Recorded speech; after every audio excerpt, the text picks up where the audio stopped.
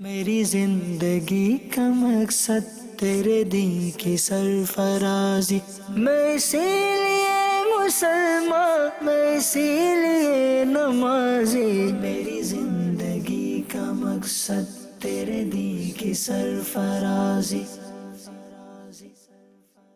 الحمد لله رب العالمين والصلاة والسلام على سيد المرسلين، أما بعد فأعوذ بالله من الشيطان الرجيم، بسم الله الرحمن الرحيم، الصلاة والسلام عليك يا رسول الله وعلى آلك وأصحابك يا حبيب الله، الصلاة والسلام عليك يا نبي الله وعلى آلك وأصحابك يا نور الله۔ پیارے اسلامی بھائیوں اور مدنی چینل کے ناظرین، پروگرام ہے اسلامی زندگی، اور آج ہم اس پروگرام میں ایک بادشاہ کے بیٹے کے بارے میں بیان کریں گے جس نے بادشاہت والی زندگی کو ٹھکرا کر آخرت کی تیاری کو ترجیح دی۔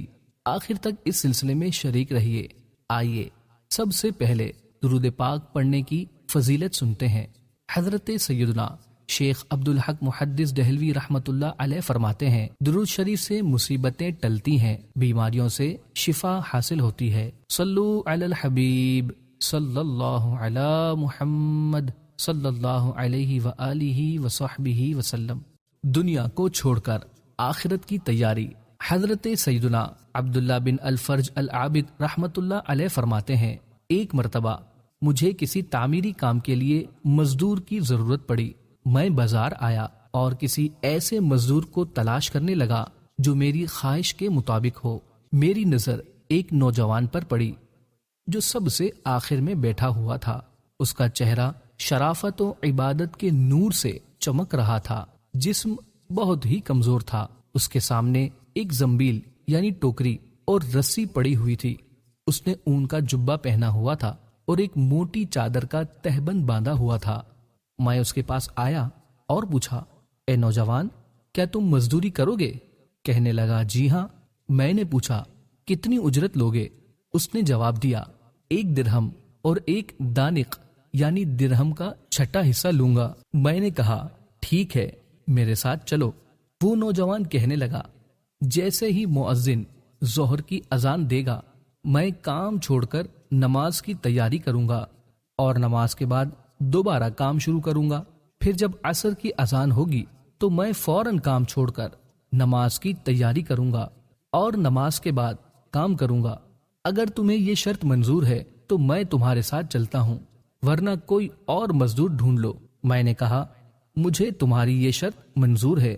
میں اسے لے کر اپنے گھر آیا اور کام کی تفصیل بتا دی۔ اس نے کام کے لیے کمر باندھی اور اپنے کام میں مشغول ہو گیا اور مجھ سے کوئی بات نہ کی۔ جب مؤذن نے ظہر کی اذان دی تو اس نے مجھ سے کہا، اے عبداللہ، مؤذن نے اذان دے دی ہے۔ میں نے کہا، آپ جائیے اور نماز کی تیاری کیجیے۔ نماز سے فراغت کے بعد وہ عظیم نوجوان دوبارہ اپنے کام میں مشغول ہو گیا اور بڑی دیانتداری سے احسن انداز میں کام کرنے لگا۔ عصر کی اذان ہوتے ہی اس نے مجھ سے کہا، اے عبداللہ، مؤذن اذان دے چکا۔ میں نے کہا، جائیے اور نماز پڑھ لیجیے۔ نماز کے بعد وہ دوبارہ کام میں مشغول ہو گیا اور غروب آفتاب تک کام کرتا رہا۔ پھر میں نے اسے طے شدہ اجرت دی اور وہ وہاں سے رخصت ہو گیا۔ کچھ دنوں کے بعد مجھے دوبارہ مزدور کی ضرورت پڑی تو مجھ سے میری زوجہ نے کہا، اسی نوجوان کو لے کر آنا، کیونکہ اس کے عمل سے ہمیں بہت نصیحت حاصل ہوئی ہے اور وہ بہت دیانتدار ہے۔ میں بازار گیا تو مجھے وہ نوجوان کہیں نظر نہ آیا۔ میں نے لوگوں سے اس کے متعلق پوچھا تو وہ کہنے لگے، کیا آپ اسی کمزور نوجوان کے بارے میں پوچھ رہے ہیں جو سب سے آخر میں بیٹھتا ہے؟ میں نے کہا، جی ہاں، میں اسی کے متعلق پوچھ رہا ہوں۔ انہوں نے کہا، وہ تو صرف ہفتے کے دن آتا ہے، اس کے علاوہ کسی دن کام نہیں کرتا۔ یہ سن کر میں واپس آ گیا اور ہفتے کا انتظار کرنے لگا۔ پھر بروز ہفتہ میں دوبارہ بازار گیا تو میں نے اس پرکشش و عظیم نوجوان کو اسی جگہ موجود پایا۔ میں اس کے پاس گیا اور اس سے پوچھا، کیا تم مزدوری کرو گے؟ اس نے کہا، جی ہاں، لیکن میری وہی شرائط ہوں گی جو میں نے پہلے بتائی تھیں۔ میں نے کہا، مجھے منظور ہے، تم میرے ساتھ چلو۔ وہ میرے ساتھ میرے گھر آیا اور میں نے اسے کام کی تفصیل بتا دی۔ وہ بڑی دیانتداری سے پہلے کی طرح کام کرتا رہا اور اس نے کئی مزدوروں جتنا کام کیا۔ شام کو میں نے اسے طے شدہ اجرت سے زیادہ رقم دینا چاہی تو اس نے زائد رقم لینے سے انکار کر دیا۔ میں نے بہت اصرار کیا مگر وہ نہ مانا اور اجرت لیے بغیر ہی وہاں سے جانے لگا۔ مجھے اس بات سے بڑا رنج ہوا کہ وہ بغیر اجرت لیے ہی جا رہا ہے۔ میں نے اس کا پیچھا کیا اور بہت عاجزی کے ساتھ اسے اجرت دی۔ اس نے زائد رقم واپس کر دی اور طے شدہ مزدوری لے کر وہاں سے روانہ ہو گیا۔ کچھ دنوں کے بعد جب دوبارہ ہمیں مزدور کی ضرورت پڑی تو میں ہفتے کے دن بازار گیا اور اسی نوجوان کو تلاش کرنے لگا، لیکن وہ مجھے کہیں نظر نہ آیا۔ میں نے اس کے متعلق پوچھا تو لوگوں نے بتایا کہ آج وہ بیمار تھا اس لیے نہیں آیا۔ میں نے پوچھا وہ کہاں رہتا ہے؟ لوگوں نے بتایا فلاں مکان میں رہتا ہے۔ میں اس کے پاس پہنچا تو دیکھا کہ وہ سخت بیماری میں مبتلا ہے اور اینٹوں کا تکیہ بنایا ہوا ہے۔ میں نے اسے سلام کیا اور پوچھا اے میرے بھائی، کیا تمہاری کوئی حاجت ہے؟ کہنے لگا جی ہاں، مجھے تم سے ایک ضروری کام ہے، کیا تم اسے پورا کرو گے؟ میں نے کہا انشاءاللہ میں تمہارا کام ضرور پورا کروں گا، بتاؤ کیا کام ہے؟ اس نوجوان نے کہا جب میں مر جاؤں تو یہ لوٹا اور زنبیل بیچ کر قبر کھودنے والے کو اجرت دے دینا۔ کفن کے لیے مجھے میرا یہی اون کا جبہ اور چادر کافی ہے، مجھے اسی لباس میں سپرد خاک کر دینا۔ میری جیب میں ایک انگوٹھی ہے، اسے اپنے پاس رکھنا اور میری تدفین کے بعد اسے امیر المؤمنین ہارون رشید رحمت اللہ علیہ کے پاس لے جانا۔ جب ان کی شاہی سواری فلاں دن فلاں مقام سے گزرے تو انہیں کہنا میرے پاس آپ رحمت اللہ علیہ کی ایک امانت ہے، پھر انہیں یہ انگوٹھی دکھا دینا، وہ خود ہی تمہیں اپنے پاس بلا لیں گے۔ اس بات کا خیال رکھنا کہ یہ کام میری تدفین کے بعد ہی کرنا۔ میں نے کہا ٹھیک ہے، میں تمہاری وصیت پر عمل کروں گا۔ پھر اس عظیم نوجوان کی روح قفس انصری سے پرواز کر گئی۔ مجھے اس کی موت کا بہت دکھ ہوا۔ بہرحال میں نے اس کی وصیت کے مطابق اس کی تجہیز و تکفین کی اور پھر انتظار کرنے لگا کہ خلیفہ ہارون الرشید رحمت اللہ علیہ کی سواری کس دن نکلتی ہے۔ جب وہ دن آیا تو میں راستے میں بیٹھ گیا۔ جب ان کی سواری میرے قریب سے گزری تو میں نے بلند آواز سے کہا اے امیر المؤمنین، میرے پاس آپ رحمت اللہ علیہ کی ایک امانت ہے۔ پھر میں نے وہ انگوٹھی دکھائی۔ انہوں نے انگوٹھی دیکھ کر حکم دیا کہ اسے ہمارے مہمان خانے میں لے جاؤ، میں اس سے علیحدگی میں گفتگو کروں گا۔ چنانچہ مجھے محل میں پہنچا دیا گیا۔ جب خلیفہ ہارون الرشید رحمت اللہ علیہ کی واپسی ہوئی تو انہوں نے مجھے اپنے پاس بلایا اور باقی تمام لوگوں کو باہر جانے کا حکم دیا۔ پھر مجھ سے پوچھا تم کون ہو؟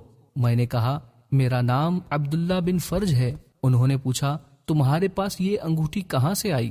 میں نے اس عظیم نوجوان کا سارا واقعہ خلیفہ ہارون الرشید رحمت اللہ علیہ کو سنا دیا۔ یہ سن کر وہ اس قدر روئے کہ مجھے ان پر ترس آنے لگا۔ پھر جب وہ میری طرف متوجہ ہوئے تو میں نے ان سے پوچھا اے امیر المؤمنین رحمت اللہ علیہ، اس نوجوان سے آپ کا کیا رشتہ تھا؟ آپ رحمت اللہ علیہ نے فرمایا وہ میرا بیٹا تھا۔ میں نے پوچھا اس کی یہ حالت کیسے ہوئی؟ آپ رحمت اللہ علیہ نے فرمایا وہ مجھے خلافت ملنے سے پہلے پیدا ہوا تھا۔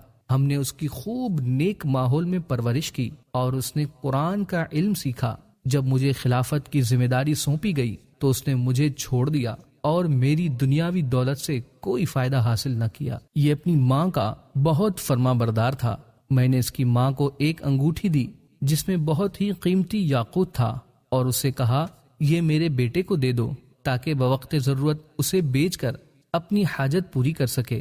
اس کے بعد وہ ہمیں چھوڑ کر چلا گیا اور ہمیں اس کے متعلق بالکل معلومات نہ مل سکی۔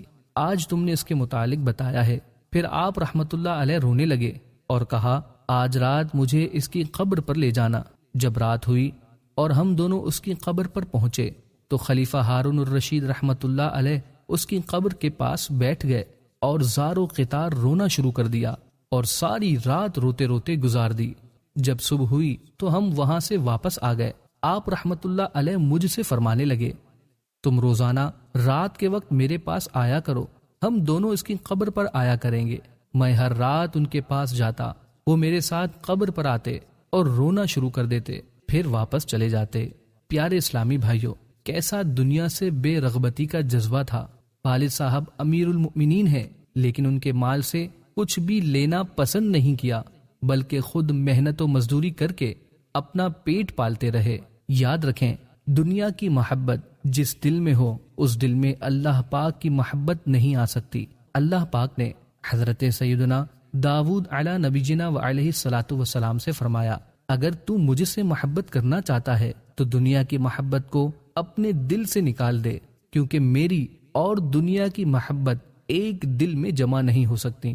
اللہ پاک ہم سب کو دنیا کی محبت سے بچا کر اپنی اور اپنے پیارے حبیب صلی اللہ علیہ وآلہ وصحبہ وسلم کی محبت عطا فرمائے۔ آج کے پروگرام کے وقت اختتام کی طرف بڑھ رہا ہے۔ اگلے ہفتے ایک نئے موضوع کے ساتھ پھر حاضر ہوں گے۔ تب تک کے لیے ہمیں اجازت دیجیے۔ مدنی چینل دیکھتے رہیے۔ صلو علی الحبیب صلی اللہ علی محمد صلی اللہ علیہ وآلہ وصحبہ وسلم۔ میری زندگی کا مقصد تیرے دین کی سرفرازی، میں اسی لیے مسلمان، میں اسی لیے نمازی۔ میری زندگی کا مقصد تیرے دین کی سرفرازی،